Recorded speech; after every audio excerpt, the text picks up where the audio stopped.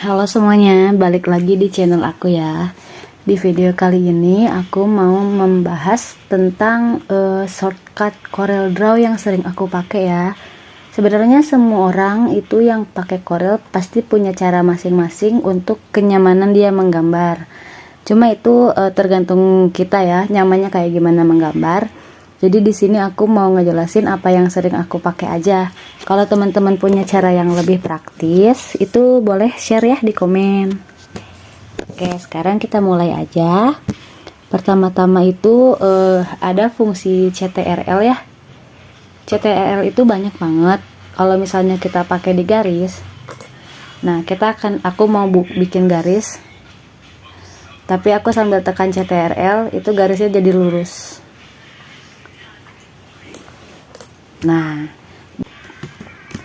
bikin lagi. Nah, ini kan tuh, jadi dia lurus, enggak belok-belok. Nah, gitu ya teman-teman. Terus kalau bikin kotak nih, aku bikin kotak tapi sambil tekan CTRL, itu kotaknya jadi presisi, jadi panjang dan lebarnya itu sama. Kalau misalnya bikin lingkaran, nah ini juga jadi presisi, diameternya sama.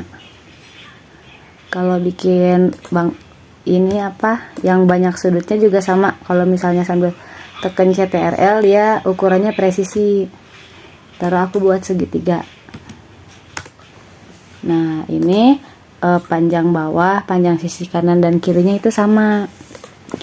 Jadi gitu. Teman-teman juga bisa menggunakan tombol CTRL kalau misalnya dapat gambar yang kayak gini nih. Ini kan ya. Misalnya jam gitu atau apa. Teman-teman misalnya kalau misalnya sambil mau di-rotate nih, diputar sambil pencet CTRL, dia akan lurus.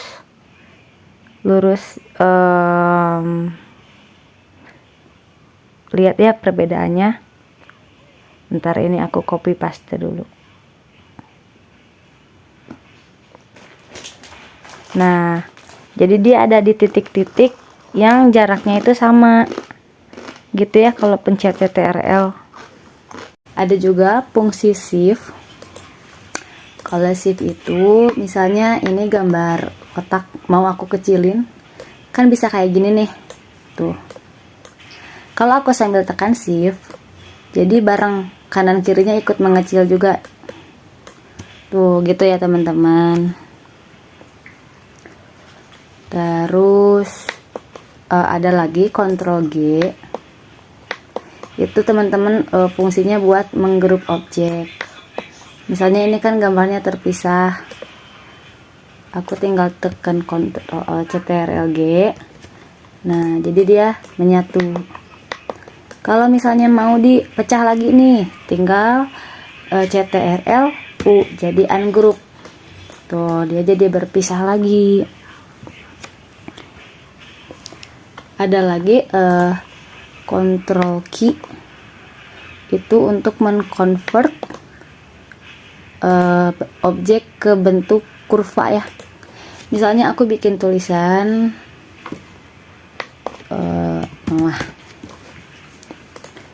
ini kan bentuknya teks. Kalau aku pencet CTRL key, dia akan berubah jadi kurva, jadi gambar. Jadi ini nggak bisa diedit lagi tulisannya karena udah berbentuk kurva. Itu ada lagi yang namanya CTRL Shift Q key. Itu kalau buat ini nih, ada di sini. Mana ya? Mana sih? Nah ini nih ya. Nih yang ini. Convert outline to object, jadi mengconvert garis ke objek. Jadi aku mau bikin garis nih. Nah kita bikin garisnya lebih tebal. Ini kan bentuknya garis nih ya teman-teman. Kalau aku tekan CTRL Shift key, garis ini akan berubah bentuk jadi kurva. Jadi bentuk, ya, jadi kurva. Dia jadi bentuk kotak kayak gini, yang asalnya cuma garis tebal aja.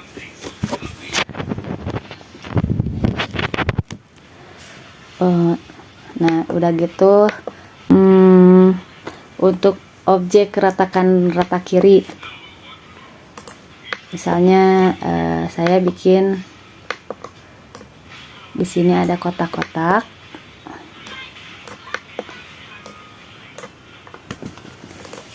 Kotak-kotak ini mau aku bikin lurus biar rata di tengah-tengah. Aku tinggal tandai semuanya, lalu tekan C.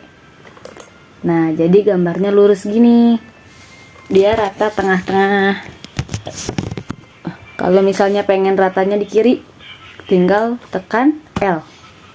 Kalau mau rata di kanan, tekan R. Gitu ya. Terus kalau objeknya mau rata atas nih, bentar ya, aku pindah-pindahin dulu. Misalnya berantakan gini. Biar rata semuanya di atas, tandai dulu semuanya, lalu tekan T. Maka dia akan rata di atas seperti ini. Kalau pengen rata bawah, tekan B. Kalau pengen rata tengah, tekan E. Jadi gambarnya rata di tengah-tengah. Misalnya teman-teman ingin ada lingkaran di dalam sini, biar posisinya presisi, teman-teman tandai semuanya, lalu tekan E dan C. Nah, jadi lingkaran ini tepat banget di tengah-tengah kotak ini, teman-teman. Jadi gitu ya fungsinya.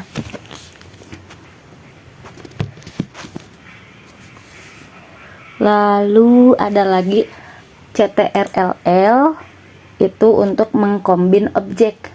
Nah, misalnya ini kan dua gambar yang berbeda nih, yang bulat dan yang kotak ini. Sekarang aku kasih warna dulu ya.